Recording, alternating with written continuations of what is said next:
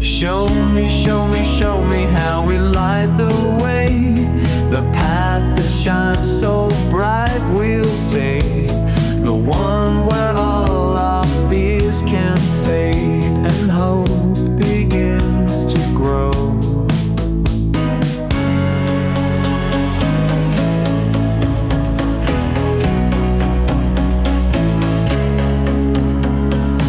Show me how to see it, and I promise to. I'll hold this dream and carry through. We'll carry through.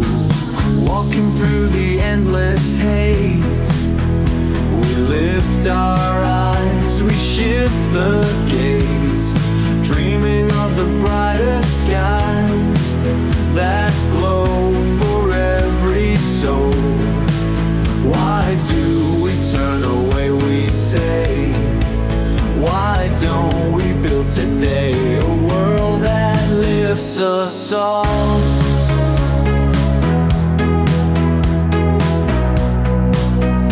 A world that lifts us all.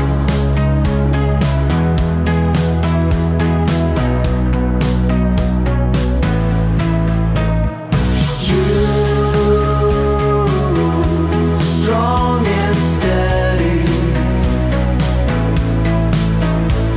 you kind and ready, you bright as sunrise shining through the endless shadows, lighting up the future. You're just like a star, just like a star.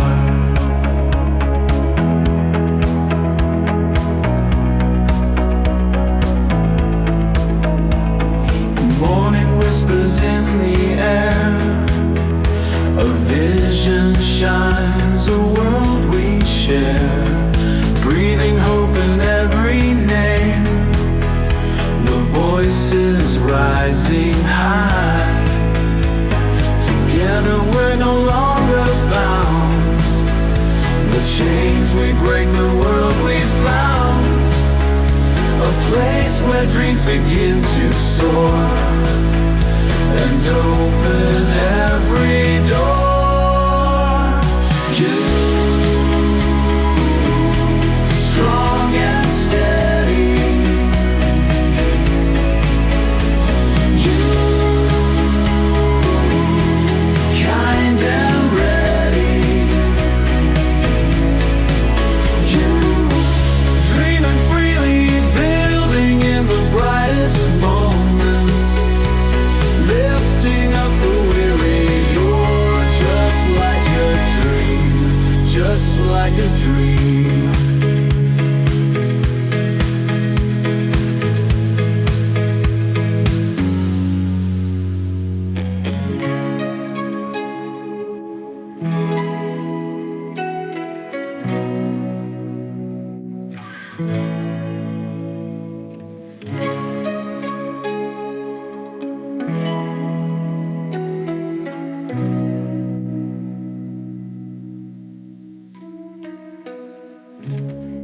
You. Don't you ever let anybody take your power from you. You have the same power that you did before November 5th. Welcome to hashtag Go Right with Peter Boykin, where we fight for the principles of our constitutional republic. Imagine this. 73% of Americans agree that President-elect should prioritize deporting illegal immigrants. But here's the kicker. Trump has threatened to slap Canada and Mexico with 25% tariffs if they don't curb the flow of illegal aliens and fentanyl across our borders. This, my friends, is not just policy, it's a statement on the sanctity of our nation's sovereignty. But before we dive deep, let's touch on some political chess moves. Kamala Harris, amidst the chaos, is keeping her opinions and options open for a 2028 presidential run, or perhaps a return to California's governorship. On the flip side, Trump ally Caitlyn Jenner is eyeing the California governor's seat in 2026. Meanwhile, in a move that could send chills down the spine of peace lovers everywhere, U.S. and European officials have been discussing arming Ukraine with nuclear weapons to deter Russia. Are we really playing with fire here? We'll be right back. Remember, we fight for what's right because it's time to go right. Time to go right.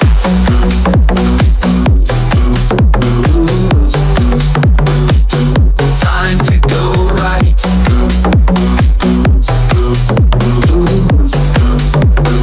Time to go right. A tragic event happened in Rochester, Michigan, where a community pastor was killed by an individual believed to be an illegal immigrant in a crosswalk. It's reignited debates on immigration policy. This incident serves as a grim reminder of the need for secure borders. As advocates for liberty, we question when our leaders will prioritize the safety of American citizens over political expediency. This is not just an opinion, but a call for enforcement and accountability in our immigration policies, which is why we've made this a huge concentration of reporting these types of stories at Go Right News. We'll be right back.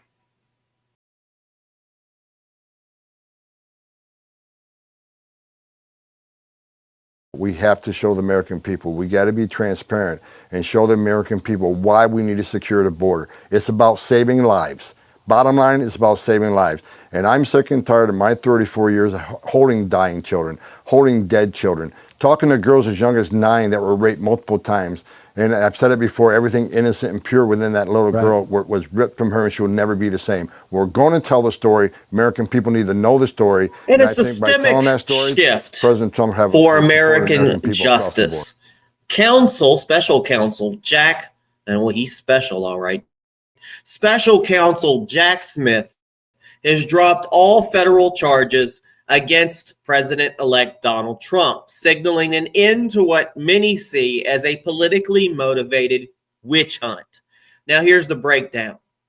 J6 case. Judge Tanya Shukkan dismissed the charges related to the January 6th Capitol riot following Smith's motion. And I'm ready for the January 6th political prisoners to be freed, too.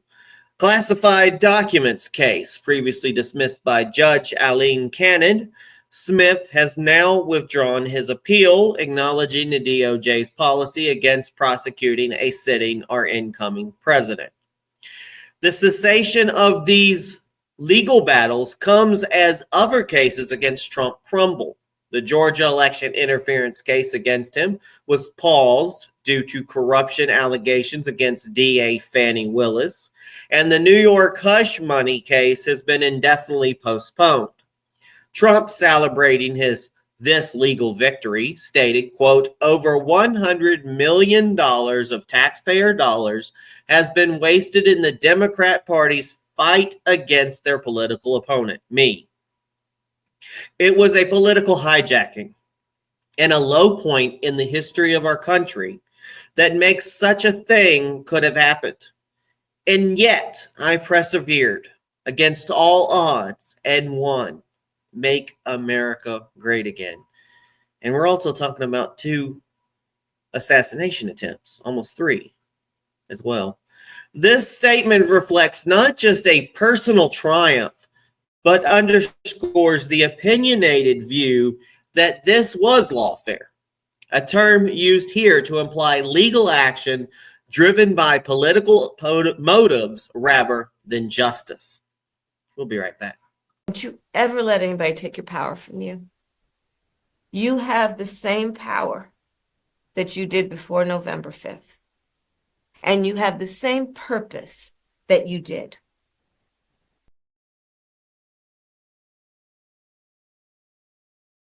CNN admits Americans are loving the Trump transition. Take a look here. President Trump's transition net approval. You go back to November of 2016. Look at this. It was just at +1 point. just at plus 1 point. That is well below the historical norm. Look at where we are today, significantly higher, plus 18 points. That's 17 points higher on the presidential transition net approval rating. The bottom line is this.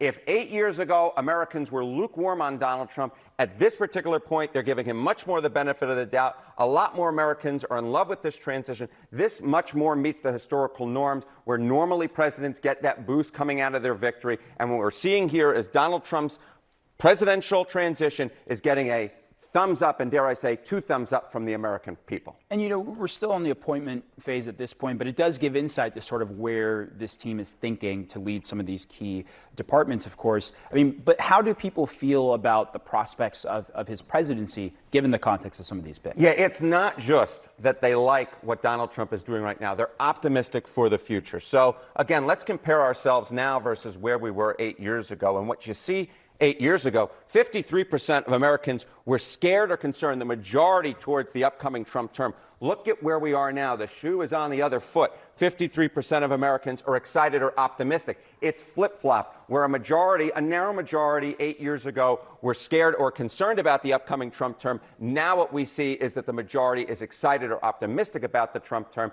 So what we're just seeing is very different numbers from where we were 8 years ago. 8 years ago, folks really were not that in love with the Trump transition. Now they are, and more than that, looking forward to the upcoming Trump term. 8 years ago, the majority were scared or concerned. Now the majority are excited or optimistic. And look, I mean, the reality is for these cabinet picks, they've got to get confirmed by the Senate here. And so I think rightfully so, a lot of concern has gone into, okay, where will Republicans fall in supporting these picks, since they are the majority? But Democrats were also very opposed to Trump's picks and his presidency overall in 2017 coming in. Where are they now? I think one word to describe Democrats now is just they're exhausted. They're tired. You know, it's very hard being in the opposition. Donald Trump wears out his opponents, and I think they've done that here. So Democrats, Trump's win motivates me in what way to do things?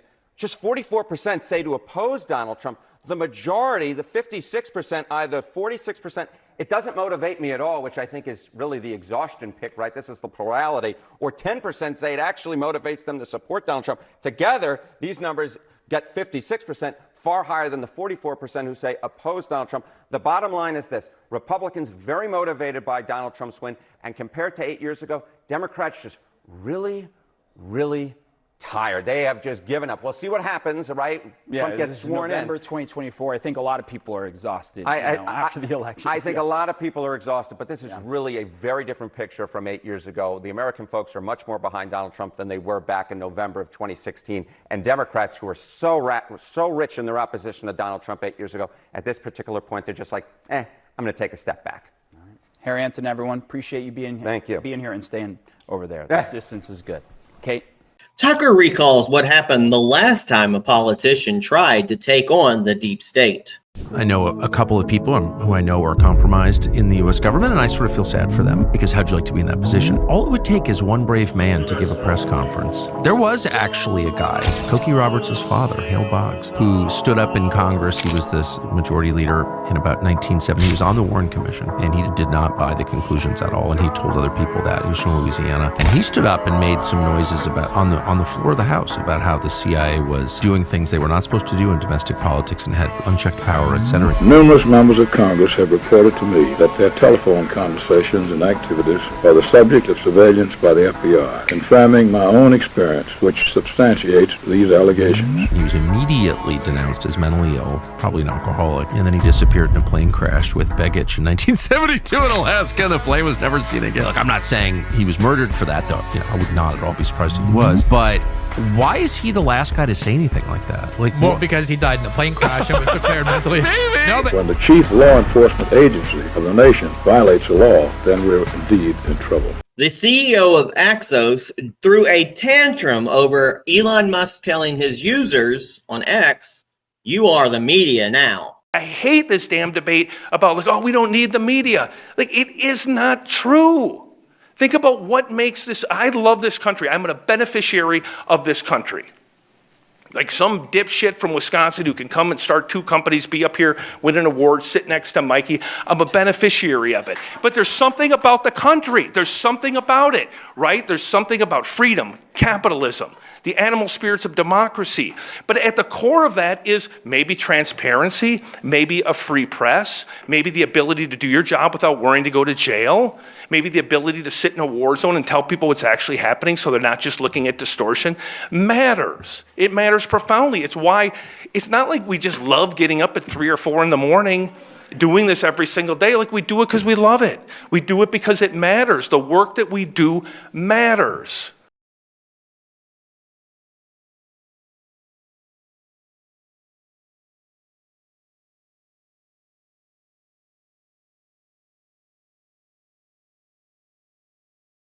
Folks, I am also, if you don't know, the founder of Gays for Trump, and I have recently updated gaysfortrump.org. I usually repeat the news posted on there on Go Right News, but there's news specifically for that website. And today we're going to talk about gays working for Trump. Starting with openly gay, and you would say he's a Gays for Trump, Scott Bessent, Trump's new Secretary of Treasury. Scott Bessent, openly gay and key figure in the Gays for Trump movement now, apparently, has been named Trump's Secretary of Treasury. His priorities: extending the 2017 tax cuts and eliminating taxes on tips, overtime, and Social Security. These policies aim to bolster economic freedom and reward work, aligning with conservative fiscal policies. Let's talk about Trump's bold choice for Treasury Secretary Scott Bessent as he shatters stereotypes. It's a crisp sunlight morning in Washington, D.C., and young professionals gather outside a cafe chatting adamantly. Among the topics dominating their conversation is President-elect Donald Trump's latest announcement: the nomination of Scott Bessent for Treasury Secretary. A move few saw coming sparks a lively debate. As they sip their coffee, one muses aloud, "Doesn't this upend everything we were told about Trump?" For months, detractors painted Donald Trump as a man poised to turn back the clock on LGBTQ plus rights. Some accused him of planning draconian measures that would target gay Americans. Yet here he stands, selecting an openly gay man, Scott Bessent, to one of the most critical positions in his administration. Scott Bessent, a financial powerhouse with a stellar reputation, brings professional acumen to the table in a modern, inclusive representation of what it means to serve in public office. A devoted husband and father, Bessent embodies a version of the American dream that is both traditional and trailblazing. His nomination challenges the shrill cries from pundits who perpetuated baseless fears about the future of LGBTQ plus individuals under the Trump administration. Let's talk about this constitutional Republican action. This nomination is more than just a political move. It's a reformation of the principles upon which our constitutional republic stands. The bedrock of liberty is the belief that individuals should be judged by their merits and not by arbitrary characteristics like sexual orientation. Trump's choice demonstrates a commitment to these ideals, even as critics attempt to undermine his every action. Now, Bessent's, and I apologize if I'm pronouncing his name incorrectly. It's not out of disrespect. Total respect for the man. Bessent's impressive financial expertise speaks volumes about why Trump chose him. A man with decades of experience in navigating complex economic systems, Bessent is well positioned to guide America's fiscal policies through the challenges of the modern global economy. This nomination reflects a calculated decision rooted in pragmatism rather than political posturing. It shows that Trump values competence and innovation over ideological purity. With this, it's debunking the hysteria. Let's not mince words here. The hysteria surrounding Trump's alleged anti-LGBTQ plus agenda has always been based on emotion rather than evidence. Claims that his administration would, quote, declare war on gay people or establish intermittent camps were absurd on this face. Yet it's not summertime yet. Usually camps in summer, but Besant's nomination is a bold retribution, a rebuttal to these outlandish accusations. While some critics might discuss this as mere political theater, the gays do like theater. It's hard to ignore the significance of this appointment in quelling fears of discrimination. Now, give me your opinion, though. The left often accuses conservatives of intolerance. Yet when actions like this defy their narratives, they pivot to nitpicking or outright denial. Instead of celebrating this historic moment, some will undoubtedly spin it into a narrative of tokenism. But the truth is plain to see. This nomination reflects a government focused on individual achievements and liberty, not the divisive identity politics of the past. With this becomes a call of unity. As Besant prepares for his confirmation hearings, Americans should take a moment to reflect on what this appointment means for the future. It's a reminder that our constitutional republic thrives when we place principles above partisanship and excellence above prejudice. Whether you agree with Trump on every issue or not, his choice of Scott signals that his administration is not beholden to stereotypes or ideological conformity. It's time to set aside the manufactured fears and acknowledge that liberty and opportunity remain alive and well in America. For conservatives who cherish the ideals of freedom and mediocrity, this nomination is a reason to stand proud. And for skeptics, it's an invitation to rethink their assumptions about a president who continues to surprise and defy expectations.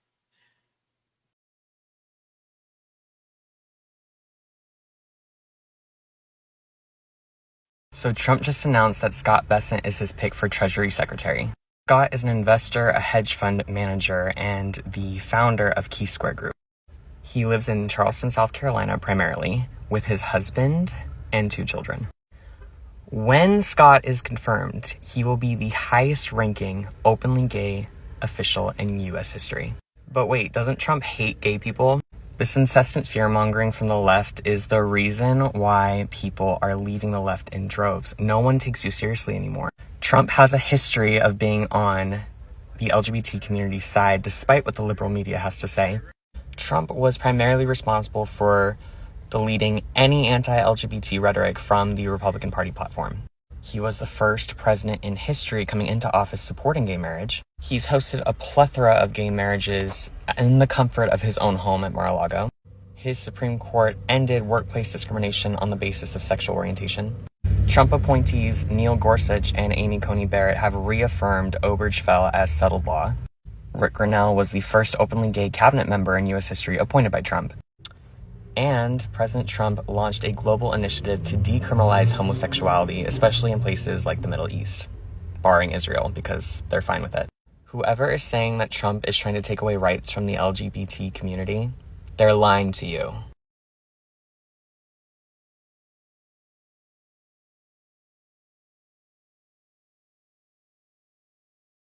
And with that, let's move towards Scott Presler. Scott Presler, a guy I've known for many years, a little busier now lately. I haven't been able to speak to him in about a year or so. I know he's busy. And he is one of the most popular gays for Trump. He doesn't talk about, being gay and make that a huge issue in his life. He does great work. So Scott Presler defies expectations in Pennsylvania voter drive. When Scott Presler, a dedicated activist who supports Donald Trump, walked into a voter registration booth in Pennsylvania, he probably didn't expect to become the center of a CNN report. But there he was, the embodiment of what our movement stands for, proving once again that our constitutional republic is not just about following the mainstream narrative, but about the power of individual liberty and the diverse voices within the Republican Party. In our constitutional republic, where the voice of the people should echo the principles of freedom and equality, Pressler's effort in Pennsylvania are a testament to the fact that the GOP is not a monolith, but a vibrant coalition of Americans who believe in constitutional liberties, regardless of their sexual orientation. He, as a gay man supporting Donald Trump, i.e. a Gays for Trump, has shown that political alignment is about shared values and policies, not just personal identity.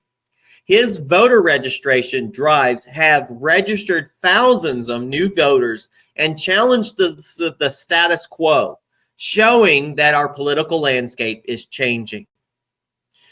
And thus the impact of grassroots activism is afoot.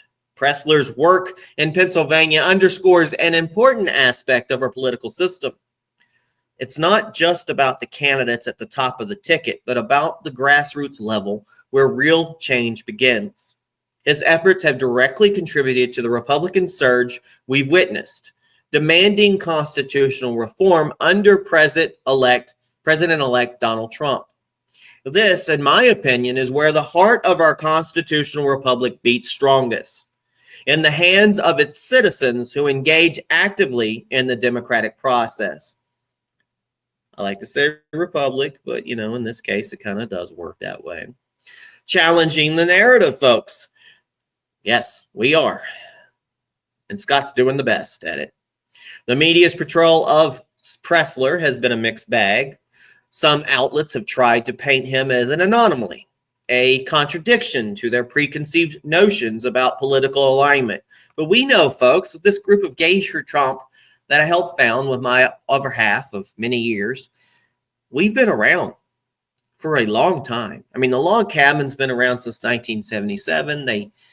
I disagree with them on some things. They seem to be the national organization. They're not exactly grassroots. They've done their part. But Gays for Trump and the people in Gays for Trump, the people who are associated from Gays for Trump, people like Brandon Strzok from the Walkaway campaign and Scott Pressler, who we're talking about now, they have made great changes. And we're a huge group. We're so big that I can't even keep up with how many people we have.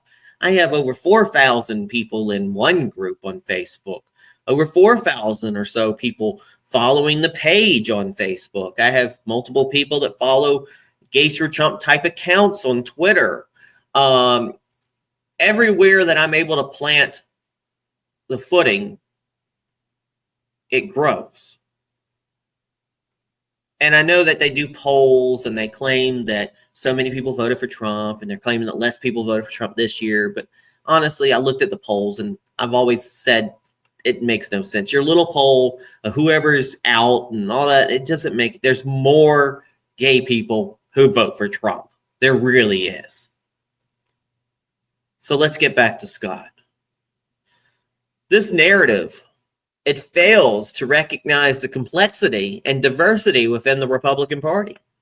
In our view, supporting Donald Trump isn't about conforming to a single identity, but about backing policies that uphold constitutional freedoms and economic opportunities for all Americans.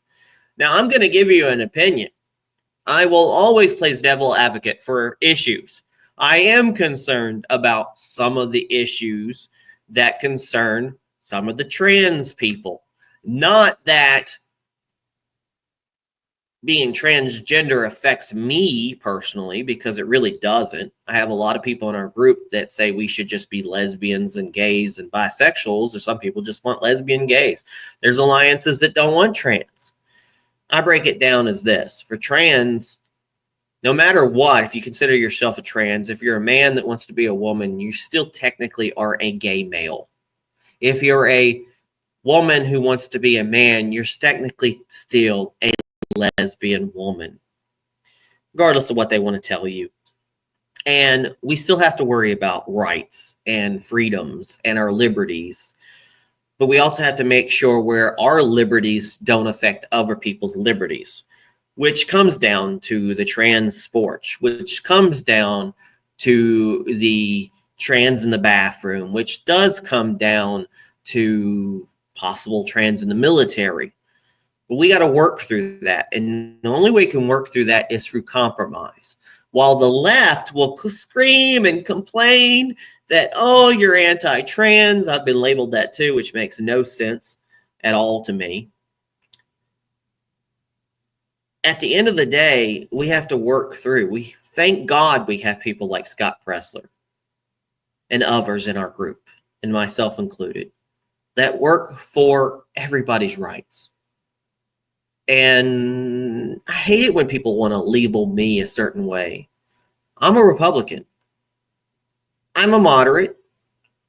I play devil's advocate for a lot of issues.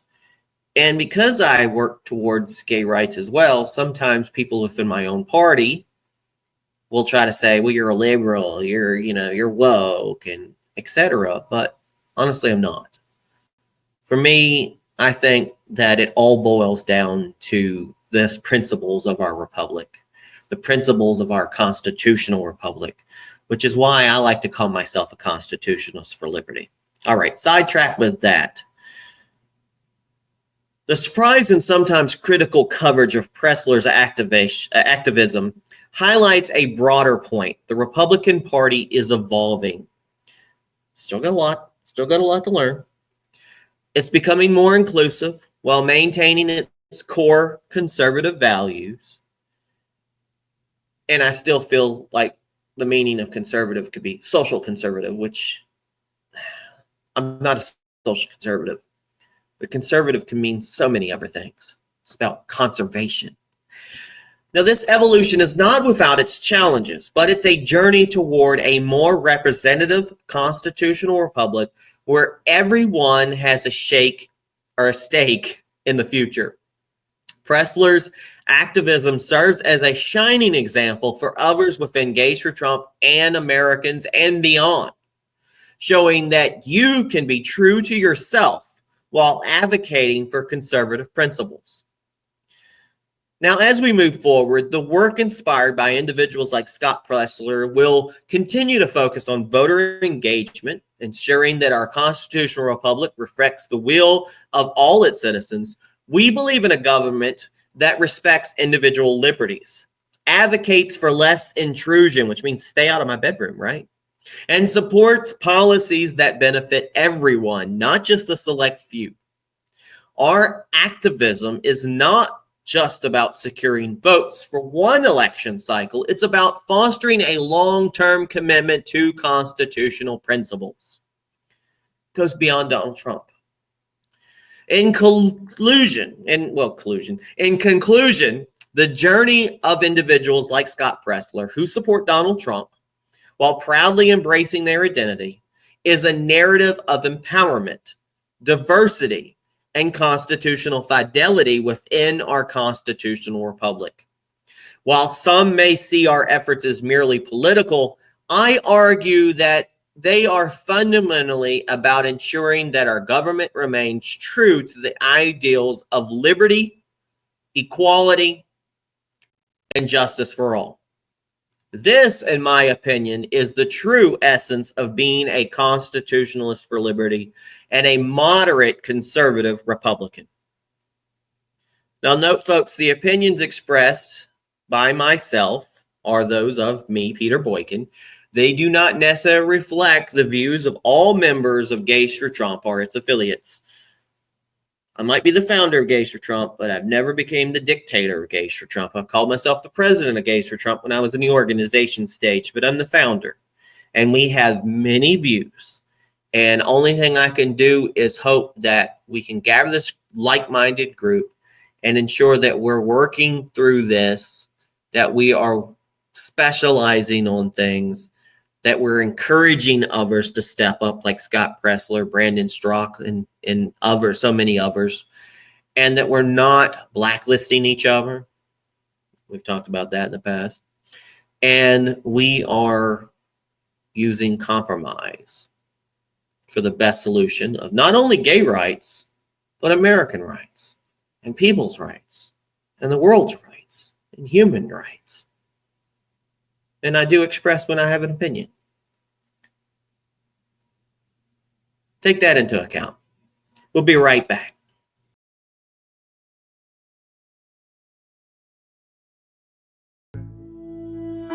The winds are calling, feel the sound. Chains fall silent, hit the ground. No wall too high, no lock too strong. This is our fight, we all belong. A spark becomes a fire, a dream lifts us higher. The open skies remind us all we're meant to rise, we'll never fall. Freedom burns, it lights the way. A brighter dawn, a brand new day. No limits now, the world's our stage. Step into life, turn the page. I feel it, I feel it, I feel it rise. I feel it, I feel it, I feel it rise. This flame will never fade. Our hearts ignite with freedom's blaze. The weapons run, they won't be tamed. They carve new paths, they stake their claim. The past may whisper, try to hold, but we're the ones who break the mold. The strength to choose is ours alone, to walk the path that's all our own. Together now our voices soar, breaking free forevermore. Freedom burns, it lights the way. A brighter dawn, a brand new day. No limits now, the world's our stage. Step into life, turn the page. I feel it, I feel it, I feel it rise. I feel it, I feel it, I feel it rise. This flame will never fade. Our hearts ignite with freedom's blaze. Let the stars guide you through the night. Feel the pulse of the endless fight. We're unbound, alive and strong. This is our voice, our freedom song. I feel it, I feel it, I feel it rise. I feel it, I feel it, I feel it rise. This flame will never fade.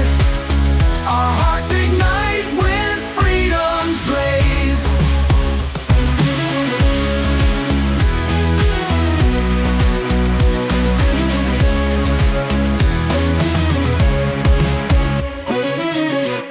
Our hashtag Go Right Recap Remix.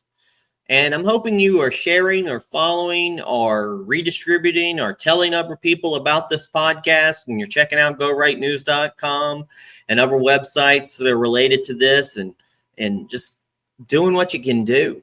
You know, from the ashes of legal battles to the potential nuclear brinkmanship, from economic policy shifts to tragic reminders of border security failures, and from the halls of scientific integrity to the background of and battleground of media control.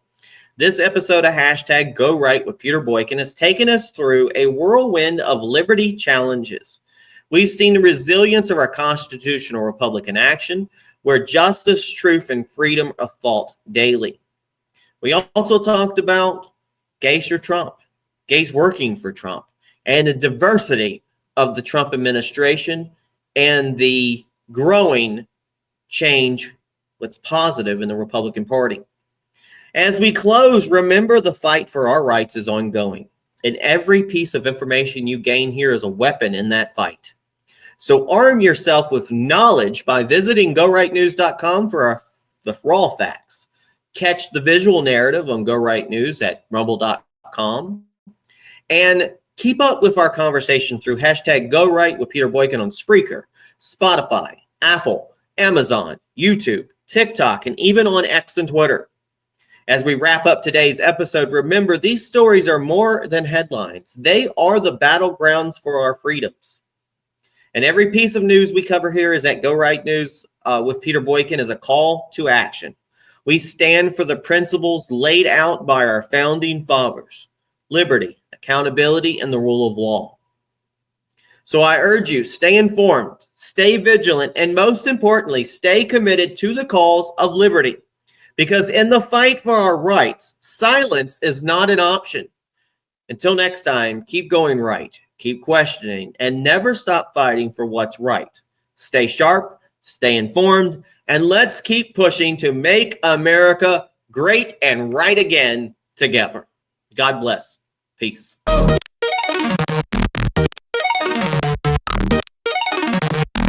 It's time to go right. Let the truth ignite. We're bringing the right news into the light. With Peter Boykin at the helm, we're taking a stand. Constitutionalist for America, we protect this land.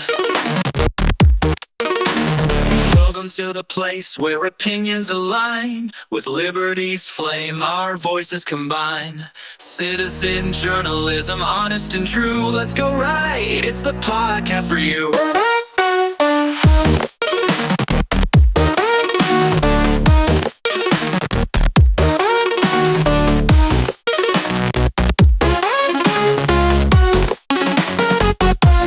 Welcome to the place where opinions align. With liberty's flame, our voices combine. Citizen journalism, honest and true. Let's go right, it's the podcast for you.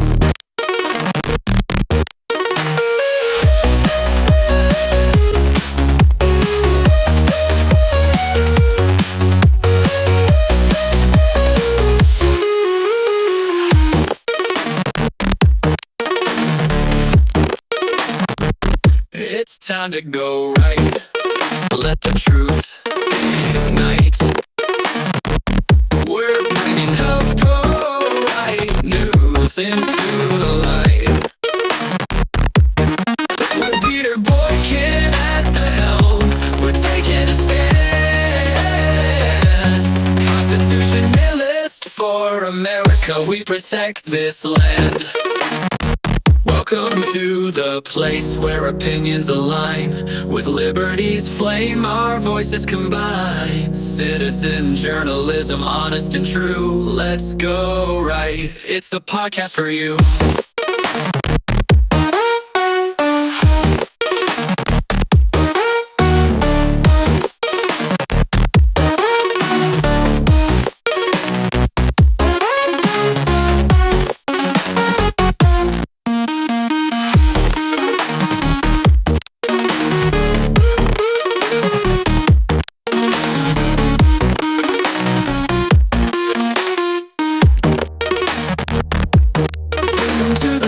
Where opinions align.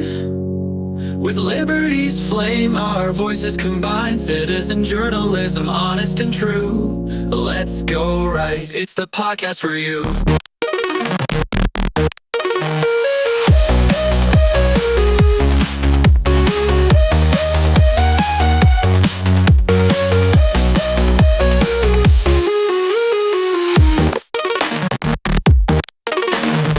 Welcome to the place where opinions align.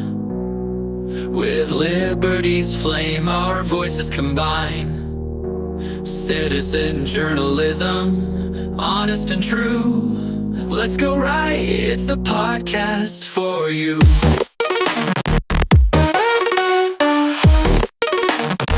Welcome to the place. Harris is back from her Hawaiian post-election exile, trying to explain to donors how she burned through $1.5 billion and still got steamrolled by Donald Trump. The light of America's promise will burn bright as long as we never give up and we keep fighting. Drunk. Yes, she does.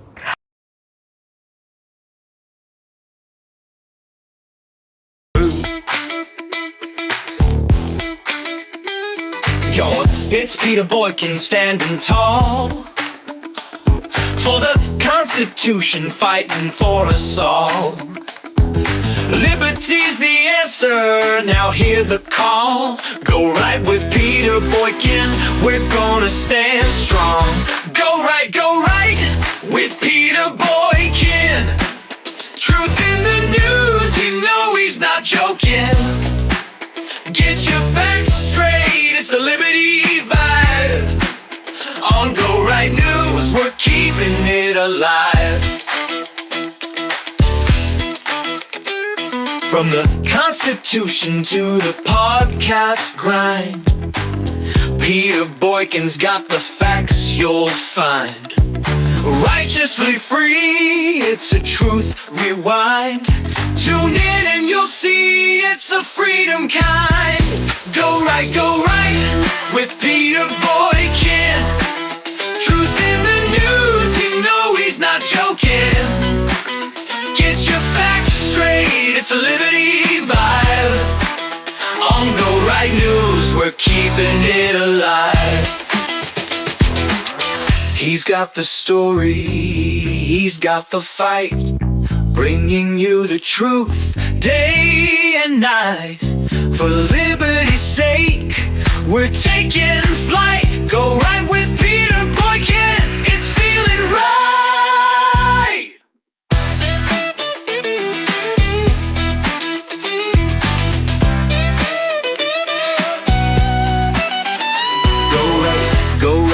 Go right news. With Peter Boykin, we're making moves. Freedom and liberty always on the rise. Tune into the truth and open your eyes. Disturbing. Traffickers on the border often target unaccompanied minors and vulnerable families, knowing that the children have no way of protecting themselves. And this tactic of sedating children on the border is a way that traffickers make sure that children are seen but are not heard by border authorities. In California, authorities just rescued a child who had been heavily sedated by a trafficker. They believe to avoid detection. According to the El Centro Sector's Border Patrol chief, the trafficker was also carrying birth certificates for multiple children. In Arizona, CBP officers at the San Luis Port of Entry intercepted a woman attempting to smuggle 2 children across the border. The children, aged 8 and 11, had also been sedated. The woman, a U.S. citizen, presented birth certificates that didn't belong to the children, who were later found to be Mexican citizens. The suspect was arrested and the children were turned over to authorities. And in Laredo, Texas, a 23-year-old woman has pleaded guilty to smuggling a toddler across the border, sedating her with melatonin gummies, and using a fraudulent birth certificate. The suspect was part of a child smuggling operation that targeted young children under the age of 5. Members of the smuggling ring pretended to be related to the children when crossing the border. While smugglers often claim family relations with the children, a recent House committee report said that as many as 3 in 10 children had no familial relation whatsoever to the adults that claimed them.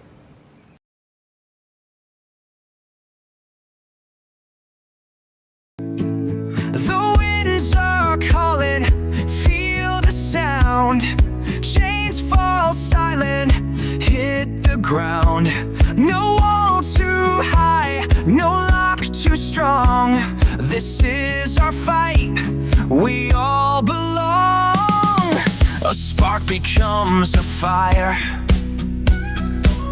a dream lifts us higher. The open skies remind us all we're meant to rise, we'll never fall. Freedom burns, it lights the way. A brighter dawn, a brand new day. No limits now, the world's our stage. Step into life, turn the page. I feel it rise. I feel it rise. I feel it rise. This flame will never fade. Our hearts ignite with freedom's blaze.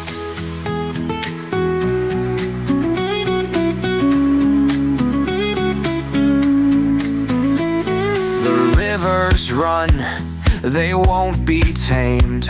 They carve new path, they stake their claim. The past may whisper, try to hold, but we're the ones who break the mold. The strength to choose is ours alone, to walk a path that's all our own. Together now our voices soar, breaking free forevermore. Freedom burns, it lights the way, a brighter dawn, a brand new day. No limits now, the world's our stage. Step into life, turn the page. I feel it rise. I feel it rise. I feel it rise. This flame will never fade. Our hearts ignite with freedom's blaze.